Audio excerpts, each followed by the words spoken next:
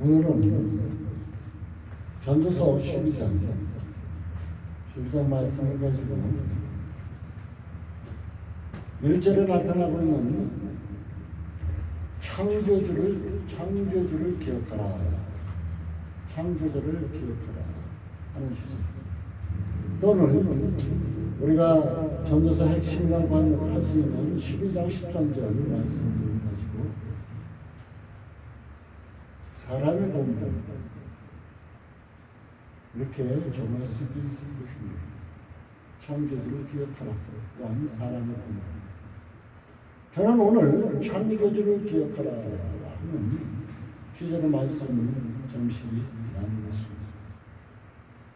오늘 1절에 보면 너는 청년의 때 곧 공고한 날이 이르기 전 나는 아무 낙이 없다고 할 해가 가깝기 전에 너의 창조자를 기억하라 이렇게 주고 있습니다.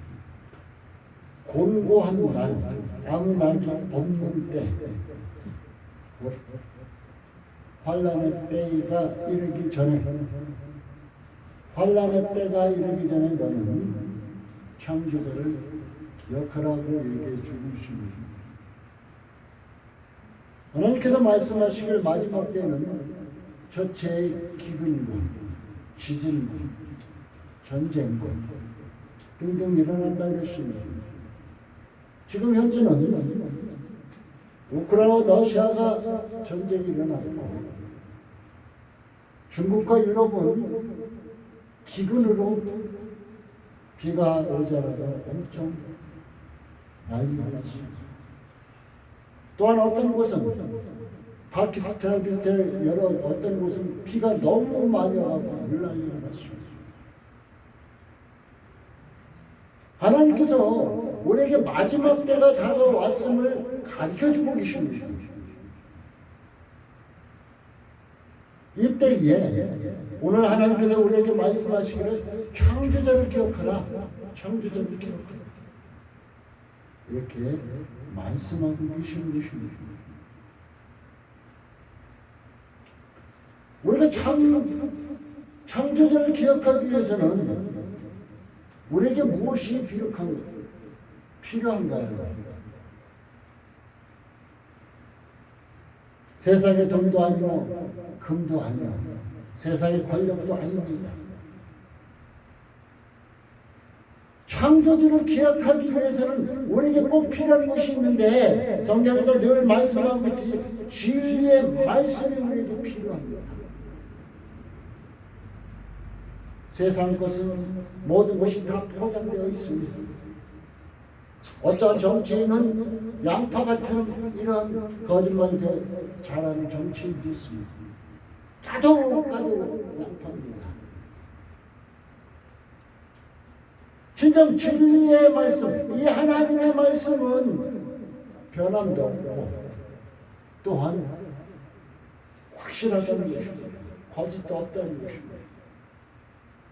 그래서 우리가 창조주를 기억하기 위해서는 이 진리의 말씀으로 기록된 성경, 이 성경을 늘 상고해야 한다는 것입니다. 읽어야 되겠죠. 들어야 되겠죠. 마음에 새겨야 되겠죠. 그 새긴 말씀을 어떻게 해야 돼요? 우리가 순종해야 되겠죠. 오늘 11절은 지혜자의 말씀을 찌르는 채찍 같고 뭐라 그래요? 찌르는 채찍 같다. 저도 그 옛날 하나님의 말씀을 가서 예배드리다 들으면 왜 목사님이 말씀하실 때마다 가슴을 막 찔러요. 바늘로 찔릴 것 같고 어느 때는 때리는 것 같고 그래서 목사님이 어느 때는 축복의 말씀을 전하는데 그런데도 불구하고 하나님의 말씀은 나를 찌르는 거예요. 지혜자의 말씀은 찌르는 채찍 같고 회중의 스승의 말씀은 잘 박힌 못 같으니 다 한 목자에 주신 겁니다. 왜 그랬을까요? 왜 찔렀을까요? 나의 삶이 잘못된 삶을 살았기 때문입니다. 많은 사람들이 상담하다 보면 아유 난 이 교회 못 나가겠어요 목사님. 왜요? 아유 예배에 참여하기만 하면 우리 목사님이 말씀을 전하는데 너무 아파요. 그래서 못 나가겠어요. 저는 그럴 때 그 상담자에게 얘기합니다. 성도님, 하나님의 말씀은 진리입니다. 하나님의 말씀은 거짓 것을 드러냅니다. 하나님의 말씀은 빛입니다. 하나님의 말씀은 어두움을 밝혀줍니다. 내가 거듭된 삶을 살았고 내가 어둠 속에서 남이 알지 보지 않는다고 내 마음대로 살았던 것이 하나님의 진리의 말씀. 이 생명의 말씀 앞에 있으니까 가슴이 찔린 것입니다. 그 잘못된 것에서 내가 벗어나면 그 잘못된 것 하나님의 말씀을 듣고 그 말씀을 통해서 내가 치유받게 되면 나는 하나님이 주시는 축복의 길을 가는 것입니다. 이렇게 성도에게 상담을 했습니다. 그분이 이제 몇 주 지나서 다시 왔어요. 아유 목사님 말씀 듣고 나니까 정말 그렇네요. 내가 그 하나님 말씀 아픈 것이 있어가지고 그냥 하나님 앞에 내가 이런 일을 잘못했으면 용서해 주십시오. 그렇고 회개하고 난 뒤 내가 그 길을 걷지 않으니까 하나님께서 축복해 주시는데 저처럼 마음의 평안과 기쁨을 허락해 주시고 염려와 걱정을 떨쳐내 주시고 내가 하는 일이 잘 되도록 풀어주시는 것을 내가 직접 경험했습니다. 그래요. 하나님의 말씀은 이렇습니다. 그래서 하나님의 말씀을 늘 상고해야 한다. 듣고 보고 기록하고 해야 한다는 것입니다. 우리가 창조주를 기억하기 위해서는 이제 어떻게 하겠어요? 성경을 상고해야 되는데 그 이유는 하나님은 우리의 사람의 마음을 보시기 때문입니다. 그래서 그 말씀을 기억할 때 나의 잘못된 것을 찌르기도 한 것입니다. 오늘 11절에도 잘 경고시라고 나오고 두고두고 우리는 기억할 때 있어요. 목사님 왜 그때 내 가슴을 치는 듯 이런 소리를 하셨을까? 가슴에 팍 박혀갖고 두고두고 기억할 때의 말씀도 있습니다. 이런 말씀이 있을 때마다 마음속 깊이 새겨두시기 바라겠습니다. 그 말씀이 여러분을 치료할 뿐 아니라 그 말씀을 통해서 여러분은 생명의 온전한 길을 걸어갈 수 있게 된다는 것입니다.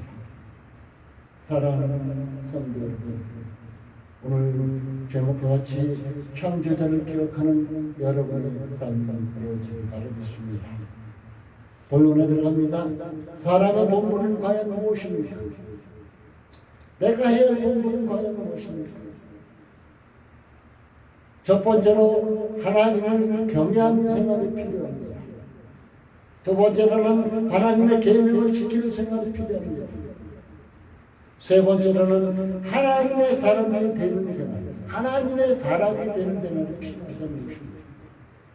첫 번째로 하나님을 경외하는 생활, 그건 과연 무엇일까요?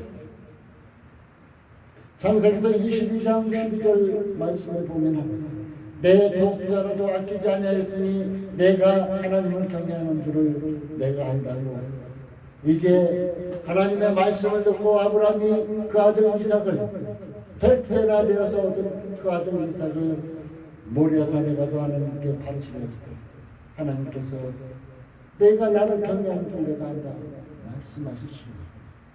여러분, 하나님께서 이 시간 여러분에게 누구야? 내가 나를 경외하는 줄, 내가 나를 온전히 섬기는 줄 내가 안다, 내가 온전히 나를 믿는 줄 내가 안다 하는 이런 음성을 듣는다면, 이런 신뢰하는 하나님의 음성을 듣는다면 그보다 더 복된 말씀이 어디 있겠습니까? 또한 신명기서 4장 10절은 이렇게 말합니다. 하나님의 말씀을 배워 사는 날 동안 하나님을 경외함을 배우게 하라. 유대인들은 이제 그 자녀들에게 늘 성경을 가르쳤습니다. 하나님의 말씀을 늘 우리에게 배우라고 합니다. 그러면서 어느 동안 사는 날 동안, 이 세상에서 살아가는 날 동안 하나님을 경외함을 배운다. 하나님을 경외함을 배우는 것은 무엇으로 배울까요? 우리 저 권사님이 예수 잘 믿으니까 나도 저 권사님 따라서 해야지. 그런데 그 권사님 따라 하다 보니까 열심히 잘했어요. 근데 그 권사님이 어느 날 힘든 일이 있어서 무너집니다. 그 따라하던 사람도 같이 무너져요.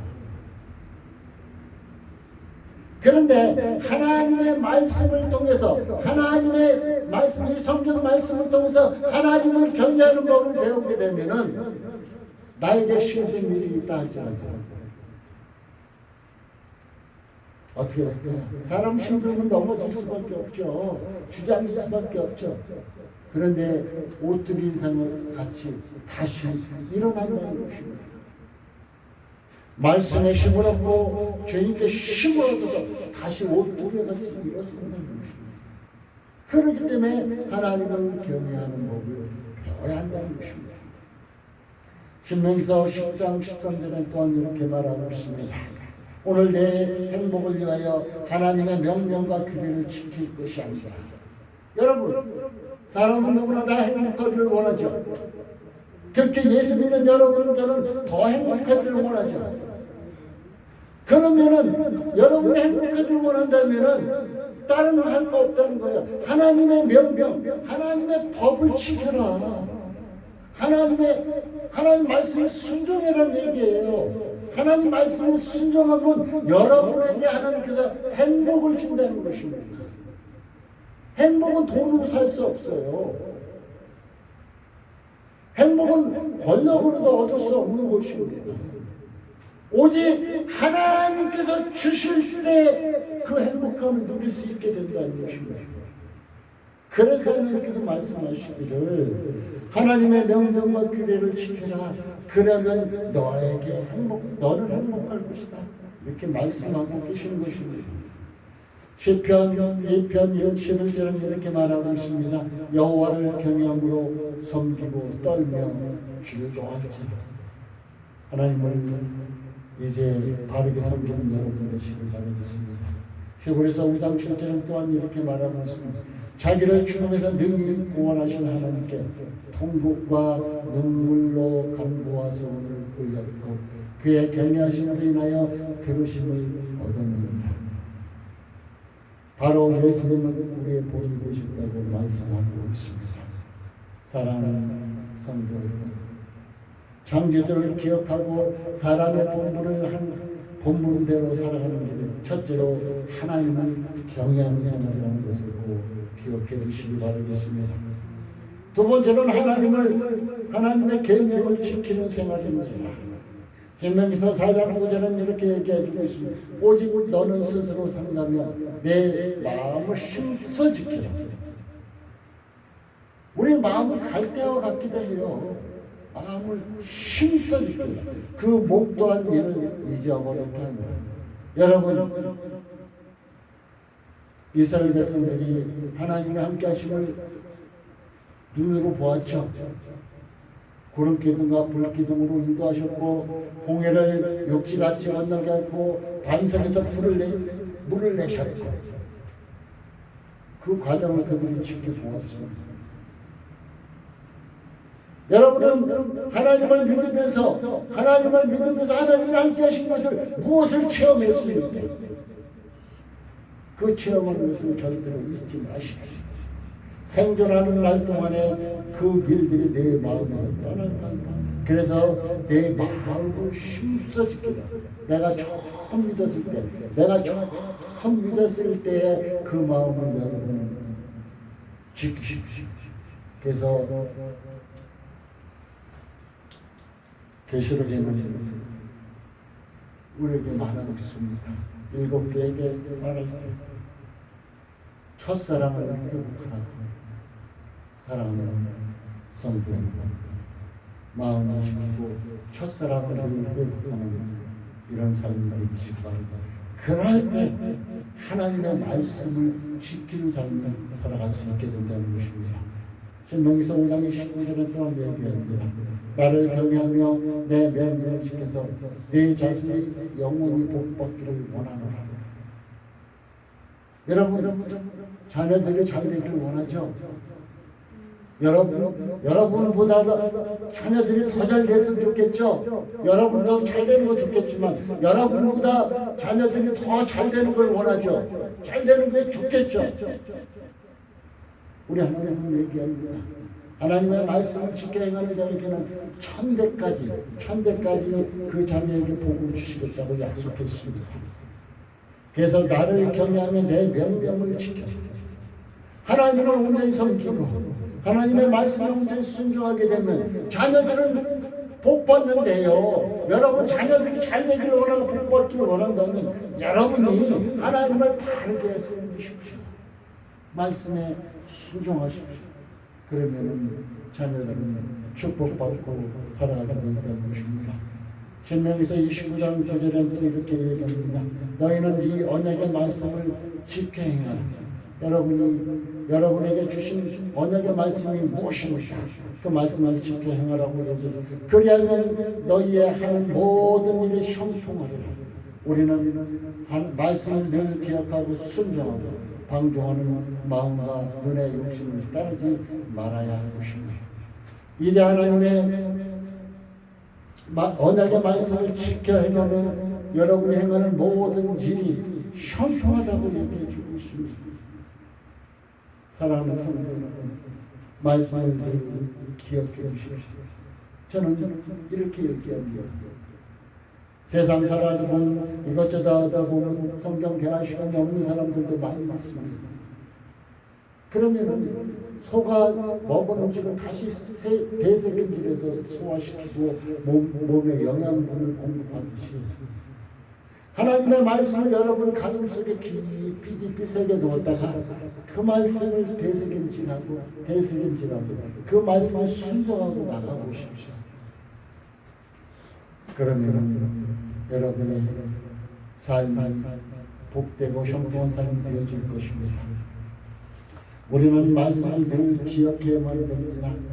우리는 하나님의 말씀에 늘 순종하기를 기뻐해야 됩니다. 그러면은 방종하고 싶은 마음, 눈의 욕심이 떠나게 되었다는 것입니다.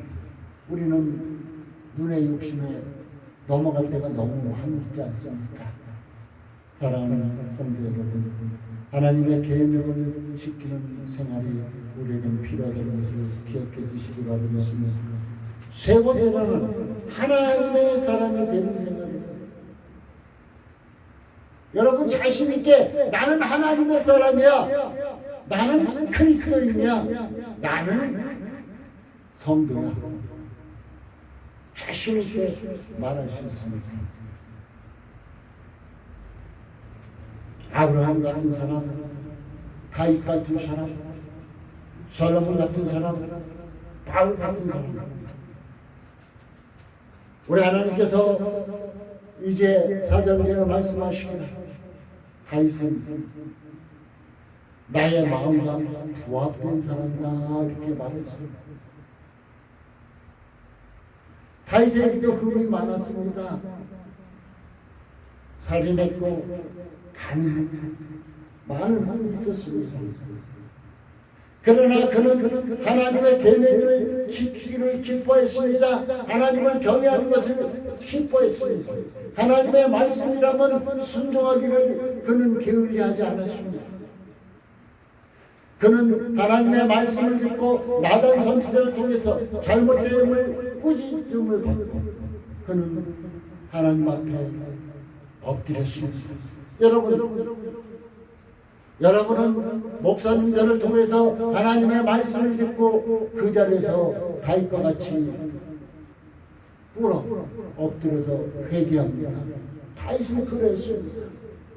그는 마음의 찔림을 받고 하나님의 말씀을 듣고 마음의 찔림을 받고 그는 회개했습니다. 그래서 그는 하나님의 마음과 부합된 사람이다, 하나님의 마음과 하나 된 사람이다, 이렇게 칭함을 받게 되었습니다. 여러분이 제일 아끼는 것이 무엇입니까? 여러분이 제일 아끼는 것을 하나님께서 이 시간 그것을 나에게 바쳐라고 하면 여러분은 바칠 수가 있습니까? 아브라함은 사랑하는 아들 이삭을 100세나 돼서 얻었습니다. 근데 하나님께서 어느 한 날 하나님께서 내가 내게 지시한 산으로 가서 내 아들 이삭을 바쳐라 그럽니다. 아브라함은 군소리 하지 않았습니다. 변명도 하지 않았습니다. 따져 묻지도 않았습니다. 하나님께서 약속으로 나에게 주신 아들인데 왜 바치라 그래요? 우리가 나 같았으면 하나님께서 나에게 약속의 말씀을 주신 왜 바치라 하냐고 따졌으려고 부릅니다. 그러나 아브라함은 그렇지도 않았습니다. 자기 아내 사라에게도 말하지 않았습니다. 아마 사라에게 말했으면 그 아들을 바치러 가는 기간을 가지 못했을 것입니다. 가정에 불화만 일어났을 것입니다. 그는 사흘 길을 걸었습니다. 우리 예수담에도 작심삼일이라고, 내가 작심했던 것이 사흘이 지나면 깨지기 마련입니다. 그러나 그는 그 믿음이 흔들리지 않고 깨지지 않았습니다. 하나님이 지시한 산에 가서 이삭을 드립니다. 그가 이삭을 드릴 수 있었던 것입니다. 히브리서 기자가 통해서 말합니다. 죽은 자를 다시 살릴 것을 믿었기 때문이라는 것입니다. 하나님께서 분명히 이삭을 약속해 줬는데 이삭을 통해서 자녀들이 하늘의 별같이 바다의 모래같이 많을 것이라고 하나님께서 약속해 주셨는데 이삭을 바치라 그럽니다. 그때 당시는 바치라 하는 것은 죄물로 죽여서 하나님께 바치라는 것입니다. 그러나 아브라함은 하나님께서 그 아들 이삭을 다시 죽은 자 가운데 다시 살릴 것을 믿었습니다. 하나님의 크신 능력을 그는 믿었습니다. 여러분, 하나님의 크신 능력을 아브라함같이 믿는 자 되시기 바라겠습니다. 솔로몬은 어떤 사람입니까? 솔로몬처럼 부귀영화를 누린 사람은 없다고. 솔로몬도 많은 여인을 취하다 보니까 타락한 면이 많이 있었습니다. 이제 전도서를 기록하게 된 솔로몬은 어떻게 돼요? 모든 것이 세상에 헛되다. 내가 누렸던 부귀영화 모든 것이 다 헛되다. 그러나 오늘 12장에 들어와서 이제 창조자를 기억하는 것이 중요하다는 것을 말하면서 사람의 본분은 세상에서 쾌락을 쫓고 돈을 쫓고 명예를 쫓고 권력을 쫓고 그런 것을 쫓는 것이 아니라 하나님을 경외하고 그 명령을 지키는 것이 사람의 본분이다 하고 그는 깨달아 말하고 있습니다. 여러분이 돈을 쫓아서 행복을 얻었습니까? 여러분이 세상 쾌락을 쫓아서 즐거움을 얻었습니까? 제가 사람들을 만나다 보면 여러 번 와서 소리 지르고 나면 순간은 마음의 흔들림이 풀리는 듯합니다. 그러나 온전하게 풀리지 않았습니다. 진짜 하나님이 주시는 평안과 기쁨을 얻어야만 그 마음속에 모든 것이 풀려진다. 그들은 쾌락을 쫓아갔습니다. 사랑하는 성도 여러분, 솔로몬이 누렸던 부귀영화, 여러분 그 부귀영화를 누릴 수 있습니까? 이 세상 사람들 그 부귀영화를 누릴 수 없어요. 그랬던 솔로몬조차 헛되다 해 아래 모든 것이 헛되다. 그러나 우리 인간은 하나님을 경외하고 하나님의 명령을 지키며 살아가는 것이 우리 인간의 본분이고, 그것을 통해서 우리 인간들이 평안과 행복을 추구할 수 있음을 그는 말하고 있습니다. 사도 바울은 어떤 사람이었습니까? 예수 믿는 사람들을 죽이고 예수 믿는 사람들을 잡아가는 것은 그였었습니다. 그러나 담에서 선상에서 부활하신 주님을 만난 후에 그는 180도 사랑을 완전히 바뀌었습니다. 그래서 그는 오직 하나님만을 위해서 살아갔습니다. 여러분, 나를 위해서 살아갑니까? 하나님을 위해서 살아갑니까? 나를 위해서 살아가고 있습니까? 나 위해 목숨을 버린 예수님을 위해서 살아가고 있습니까? 마지막 때입니다. 마지막 때인 만큼 사랑하는 성도 여러분은 창조주를 기억합니다. 여러분을 위해서 희생하신 예수님을 기억할 수 있는 복된 믿음의 삶이 되시길 바라겠습니다. 바로 하나님의 사람이 되면서 말하는 다윗과 아브라함과 솔로몬과 바울과 같은 이런 믿음의 삶을 살아가는 것입니다. 하나님의 뜻을 따라 살아가는 것입니다. 이러한 자들은 하나님께 순종했습니다. 나도 하나님께 순종하는 삶을 살아간다면 나도 하나님 마음에 부합된 사람이 된다는 것을 꼭 기억해 두시길 바라겠습니다. 결론을 맺겠습니다. 오늘 10장절에 보면 하나님은 모든 행위와 모든 은밀한 일을 선악간에 심판하십니다. 모든 행위와 은밀, 내가 숨기고 했는 일을 했어요. 내가 마음속에서 숨겼어요. 아무도 몰라요. 내가 내 입으로 발설하지 않으면 아무도 몰라요. 그렇지만 이 모든 것조차도 하나님께서는 심판하시라고 말씀하고 있습니다. 하나님이 선악간의 심판이 이제 마지막 때에 있다는 것을 기억하십시오. 우리는 그래서 이제는 하나님의 말씀을 늘 기억하고 이제 하나님의 뜻에 순종하는 삶을 살아야 되는 것입니다. 전도서 11장 9절을 통해서 보면 내 마음대로 자기 마음대로 한 결과는 심판뿐이라는 것입니다. 사랑하는 성도들, 심판받는 여러분이 아니라 창조주를 기억하고 사람의 본분을 행해서 하나님 말씀에 순종을 해서 여러분은 축복받는 자, 또한 여러분의 자녀들도 복받는 복된 가정 되시기를 예수님의 이름으로 축복합니다. 기도하겠습니다. 하나님 감사를 드립니다. 창조주